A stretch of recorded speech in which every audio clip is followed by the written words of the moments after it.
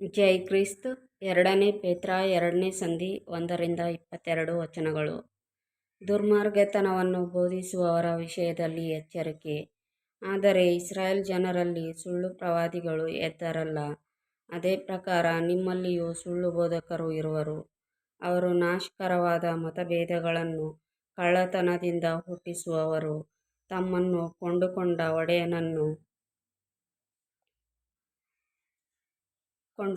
ಒಡೆಯನನ್ನು ಕೂಡ ತಾವು ಅರಿಯೆವು ಎಂದು ಹೇಳುವವರೂ ಆಗಿದ್ದು, ಫಕ್ಕನೆ ತಮ್ಮ ಮೇಲೆ ನಾಶವನ್ನು ಬರಮಾಡಿಕೊಳ್ಳುವರು.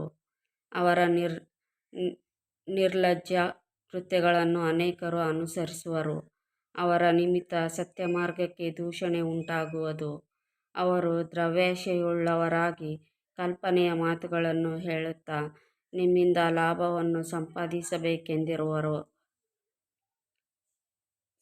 ಲಾಭವನ್ನು ಸಂಪಾದಿಸಬೇಕೆಂದಿರುವರು. ಲೋಕಾದಿಯಿಂದ ಅಂಥವರಿಗೆ ದಂಡನೆಯ ತೀರ್ಪು ತಪ್ಪದೆ ಬರುತ್ತಿರುವುದು. ಅವರ ನಾಶವು ತೂಕಡಿಸುವುದಿಲ್ಲ. ಹೇಗೆಂದರೆ, ದೇವದೂತರು ಪಾಪ ಮಾಡಿದಾಗ ದೇವರು ಅವರನ್ನು ಸುಮ್ಮನೆ ಬಿಡದೆ ನರಕಕ್ಕೆ ದೊಬ್ಬಿ ನ್ಯಾಯತೀರ್ಪನ್ನು ಹೊಂದುವುದಕ್ಕೆ ಇಡಲ್ಪಟ್ಟವರಾಗಿರಬೇಕೆಂದು ಕತ್ತಲೆ ಗುಂಡಿಗಳಿಗೆ ಒಪ್ಪಿಸಿದನು. ಆತನು ಭಕ್ತಿಹೀನರಾದ ಪುರಾತನರ ಲೋಕವನ್ನು ಸುಮ್ಮನೆ ಬಿಡದೆ ಅವರ ಮೇಲೆ ಜಲಪ್ರಳಯವನ್ನು ಬರಮಾಡಿದನು. ಆದರೆ ಸುನೀತಿಯನ್ನು ಸಾರುವವನಾಗಿದ್ದ ನೋಹನನ್ನೂ ಅವನೊಂದಿಗೆ ಬೇರೆ 7 ಮಂದಿಯನ್ನು ಉಳಿಸಿದನು. ಆತನು ಸೊದೋಮ್ ಗೊಮೋರ ಪಟ್ಟಣಗಳನ್ನು ಸುಟ್ಟು ಬೂದಿ ಮಾಡಿ, ಮುಂದೆ ಭಕ್ತಿಹೀನರಾಗಿ ಬದುಕುವವರ ಗತಿ ಇಂಥದೆಂದು ಸೂಚಿಸುವುದಕ್ಕಾಗಿ ಅವುಗಳಿಗೆ ನಾಶನವನ್ನು ವಿಧಿಸಿದನು. ಆದರೆ ಆ ಅಧರ್ಮಿಗಳ ನಾಚಿಕೆಗೆಟ್ಟ ನಡತೆಗೆ ವೇದನೆಗೊಂಡಿದ್ದ ನೀತಿವಂತನಾದ ಲೋಟನನ್ನು ತಪ್ಪಿಸಿದನು. ಆ ನೀತಿವಂತನು ಅವರ ನಡುವೆ ಇದ್ದುಕೊಂಡು ಅವರ ಅನ್ಯಾಯ ಕೃತ್ಯಗಳನ್ನು ನೋಡುತ್ತಾ ಕೇಳುತ್ತಾ ಅವುಗಳ ನಿಮಿತ್ತ ದಿನೇ ದಿನೇ ತನ್ನ ನೀತಿಯುಳ್ಳ ಆತ್ಮದಲ್ಲಿ ಬಹಳವಾಗಿ ಕರಕರಗೊಂಡನು. ಕರ್ತನು ಭಕ್ತರನ್ನು ಕಷ್ಟಗಳೊಳಗಿಂದ ತಪ್ಪಿಸುವುದಕ್ಕೂ ದುರ್ಮಾರ್ಗಿಗಳನ್ನು ನ್ಯಾಯತೀರ್ಪಿನ ದಿನದ ತನಕ ಶಿಕ್ಷಾನುಭವದಲ್ಲಿ ಇಡುವುದಕ್ಕೂ ಬಲ್ಲವನಾಗಿದ್ದಾನೆ.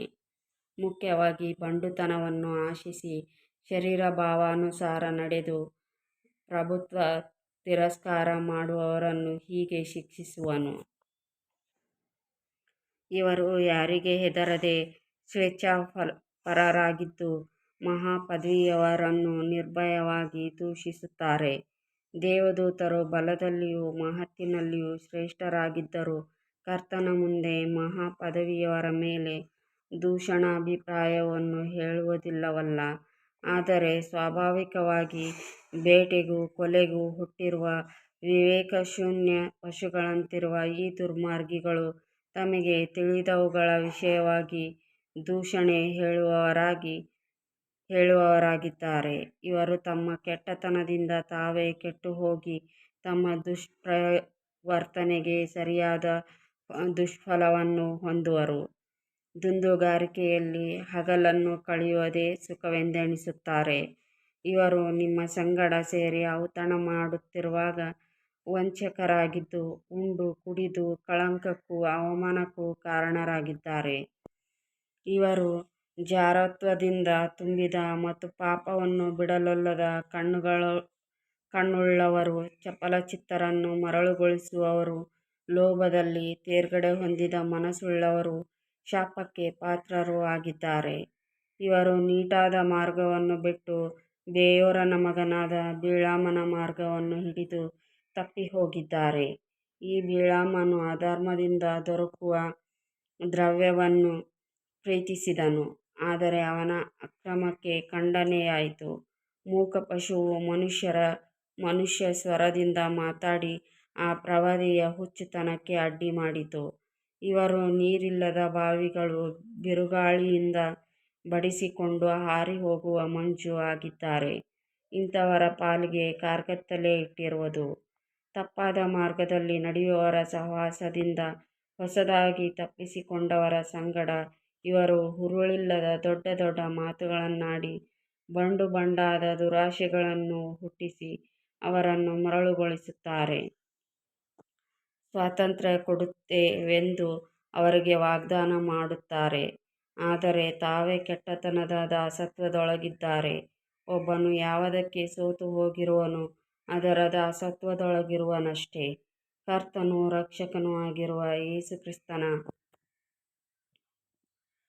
ವಿಷಯವಾದ ಜ್ಞಾನ ಹೊಂದಿ ಲೋಕದ ಮಲಿನತ್ವಗಳಿಗೆ ತಪ್ಪಿಸಿಕೊಂಡವರು ತಿರುಗಿ ಅವುಗಳಲ್ಲಿ ಸಿಕ್ಕಿಕೊಂಡು ಸೋತು ಹೋದರೆ ಅವರ ಅಂತ್ಯಸ್ಥಿತಿಯು ಮೊದಲಿಗಿಂತ ಕೆಟ್ಟದ್ದಾಗಿದೆ. ಅವರು ನೀತಿ ಮಾರ್ಗವನ್ನು ತಿಳಿದು ತಮಗೆ ಕೊಡಲ್ಪಟ್ಟ ಪರಿಶುದ್ಧ ಆಜ್ಞೆಯಿಂದ ತೊಲಗಿ ಹೋಗುವುದಕ್ಕಿಂತ ಆ ಮಾರ್ಗವನ್ನು ತಿಳಿಯದಿದ್ದರೆ ಮೇಲಾಗಿತ್ತು. ನಾಯಿ ತಾನು ಕಕ್ಕಿದ್ದನ್ನು ನೆಕ್ಕುವುದಕ್ಕೆ ತಿರುಗಿಕೊಂಡಿತು, ಮತ್ತು ತೊಳೆದ ಹಂದಿ ಕೆಸರಿನಲ್ಲಿ ಹೊರಳುವುದಕ್ಕೆ ಹೋಯಿತು ಎಂಬ ನಿಜವಾದ ಗಾದೆಗೆ ಸರಿಯಾಗಿ ನಡೆದಿದ್ದಾರೆ. ಆಮೆನ್.